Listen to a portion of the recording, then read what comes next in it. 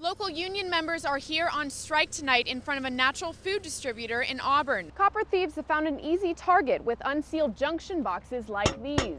We're outside the King County office where same-sex couples are already lined up to get their marriage licenses. According to this audit report, SeaTac notified the state as soon as they noticed something was wrong. Investigators are still looking into what caused the malfunction. They say it could be several days before they know what happened. After 6 years, Snohomish County detectives still haven't found any leads or suspects in the murder case of David Stodden's wife and daughter. The corporate office of UNFI released this statement saying that they were surprised and disappointed that the Teamsters decided to strike.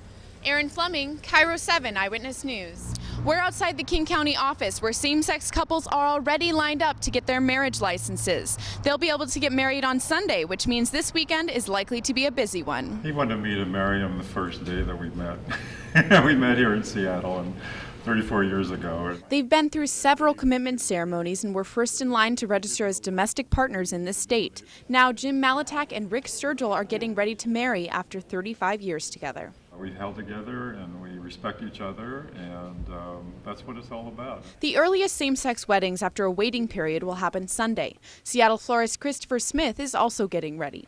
Now all of a sudden there's all these exciting things happening, weddings going on. And he's creating a floral display for a double wedding at Benaroya Hall during a performance by the Seattle men's and women's choruses. And now he's starting to plan his own wedding to his partner of 15 years. As a gay man myself, it's been something that up until very recently I never even thought could happen. Celebrations will be happening all over the city, including at the First Baptist Church on Capitol Hill. Well, it's going to be a joyous day. Come Sunday, these seats will be filled with 30-plus couples here for a group wedding. We're pleased to help them recognize and celebrate this new milestone. Unlike Baptist churches elsewhere, this congregation has long supported same-sex unions and has held commitment ceremonies since the 70s. Malatak and Sturgill said that they are grateful that they'll finally be able to tie the knot. We've been married a few times around in the cruise ship commitment ceremonies and things like that, but this is real, and this is what we've been looking forward to all these years. When this space is filled with couples, they'll be given numbers to find out how long they'll wait in line. Erin Flemming, Cairo 7 Eyewitness News.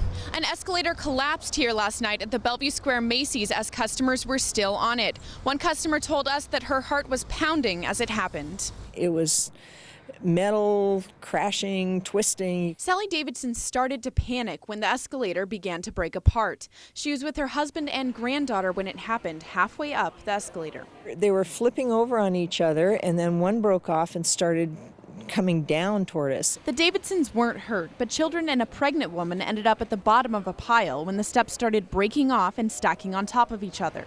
The Davidsons managed to get off the escalator and headed up the stairs. We wanted to get out of there as soon as we could, so not to traumatize our 3-year-old. A state inspector took the escalator apart and is examining the inside parts. Inspectors are also looking at records from Schindler Elevator Corporation, the company that does maintenance work. State records show the escalator is nearly 30 years old and is inspected annually. About 3 years ago, an inspector wrote that the escalator's broken teeth needed repair. That's the jagged metal edge at the top and bottom bases of the elevator, where the steps meet. These teeth were fixed, but not within the 90-day time frame the state wanted it done by.